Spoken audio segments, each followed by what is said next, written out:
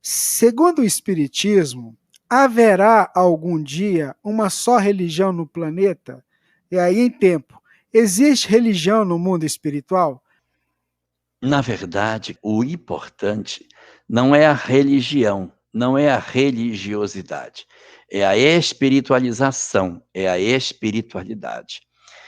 Então, quando você pergunta se nós vamos ter uma única religião, isso não é o mais importante. O mais importante é que haja um processo de espiritualização do ser.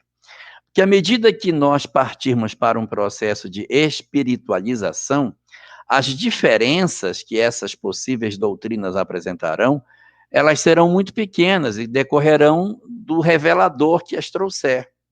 Mas elas vão convergir em termos dos seus princípios fundamentais, porque elas se originam da mesma fonte que é Deus.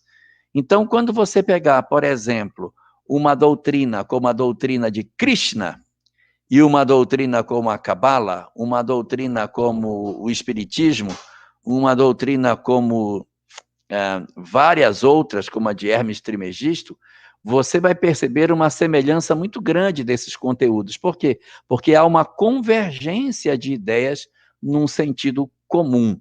Aí o Krishna tem alguns detalhes, a Cabala tem os dele, o Espiritismo tem os dela, cada um com as suas características. Aí hoje você tem uma série de doutrinas modernas, espiritualistas, que têm conceitos baseados na reencarnação, no mundo espiritual, na mediunidade, e muito semelhantes ao Espiritismo.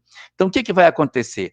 Haverá uma unidade de vistas, não significa dizer que a gente vai ter uma religião só, mas os princípios espirituais eles deverão se tornar mais universalizados. Ou seja, a ideia da imortalidade, da reencarnação, do mundo espiritual, da prática do bem, etc., que constitui os princípios dessas doutrinas, isso vai se tornar progressivamente convergente até um ponto nós dizemos que é único, mas ainda está longe. Nós ainda temos muitas divergências entre as religiões, e o que é pior, além de termos divergência entre as religiões, temos muita falta de espiritualidade. É até um fenômeno muito lamentável, porque a religião ela foi dada ao homem para que ele se espiritualizasse. E nós temos usado sistematicamente a religião para matar e perseguir. Então, é até um paradoxo dentro da religião. E, ao mesmo tempo, você pergunta se o mundo espiritual tem religião. Eu diria outra coisa para você. Nós não temos um mundo espiritual, nós temos vários mundos espirituais. E eu diria para você que nos mundos espirituais mais próximos da Terra, nós temos muitas religiões. À medida que a gente vai subindo, a gente vai se despindo dessas questões e vamos percebendo que mais importante do que a religião são os princípios espirituais que são universais.